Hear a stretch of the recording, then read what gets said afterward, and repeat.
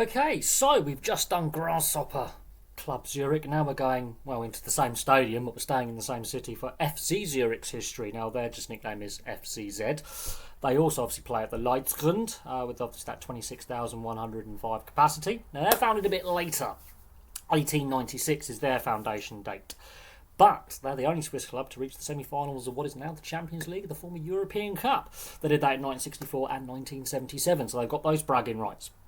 Another interesting bit about the history of FC Zurich, their co-founder and first captain, Joan Gamper, went on to go on and be a founder member of Barcelona in 1899 after he moved to Catalonia. So there's a little bit of interesting subplot to FC Zurich. They currently play in a white kit in honour of Real Madrid. So that's a little bit of the backstory. Now, their success, less success than Grasshopper. However, they have a lot more recent success than Grasshopper Zurich. And you can see their dominant spells are when Grasshopper aren't dominant. So, they first win what is now the Swiss SuperLeague in the 1901-1902 season. That's their first league title. And they have to wait until the early 20s for their second league title, 13 of which they won in the 1923-24 season.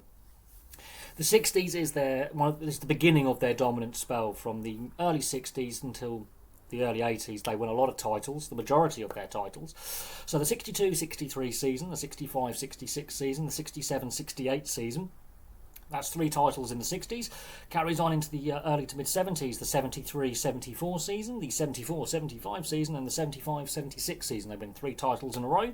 A little bit of a gap until the 1980-81 season, and then there's a massive gap with their lack of success until 2005-2006, 2006-2007, 2008-2009, and 2021-2022 being their most recent league titles. So there was a bit of a gap.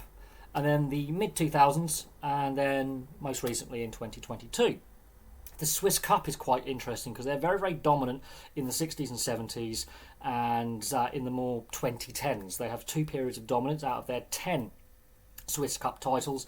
They first won it in the 65-66 season, then in 69-70, 71-72, 72-73 and 75-76. So from the mid-60s to the mid-70s, they win 5 Swiss Cups. That's basically one every 2 years. Then there's a bit of a wait until the 99-2000 season when they win their 6th. Then it's pretty regular after that. 2004-2005, 2013-2014, the year after Grasshopper win their last ever piece of silverware, they win their next piece of silverware. 2015-2016 and 2017-2018 being their last Swiss Cup. They've also won the Swiss League Cup in the 1980-81 season.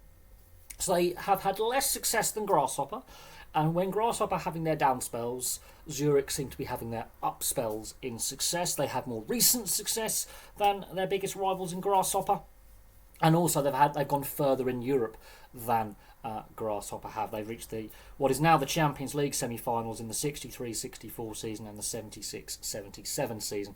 That's when it was straight knockout, 2 legs, straight knockouts all the way to the final. So there was more precarious nature. Not it's group stage dead rubber BS. It was you had to win, otherwise you're out. So they got pretty far in the old format of what is now the Champions League. Obviously, their biggest rivals are Grasshopper Zurich, but they have a major rivalry with Basel. And in more recent times, Basel have been a pretty dominant side in the Swiss League structure. The police take a dim view of these matches. They are classed as a high priority, high risk. And there was a famous incident back in the mid-2000s where things got very ugly between FC Zurich hooligans and Basel hooligans, or ultras as the people on the continent like to call the thugs that follow football clubs.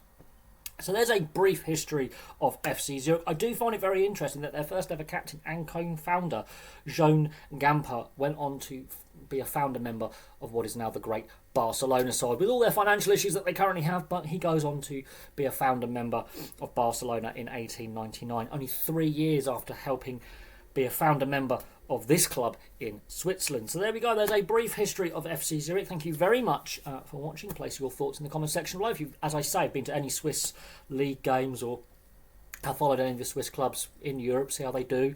Be really interesting to hear from you. But from me for now, thank you very much for watching. We'll be doing Basel next, and then we'll look at some of the lesser known Swiss clubs who have their own great histories on their own. But for me for now, thank you very much for watching, and I'll have some more content for you guys very, very soon.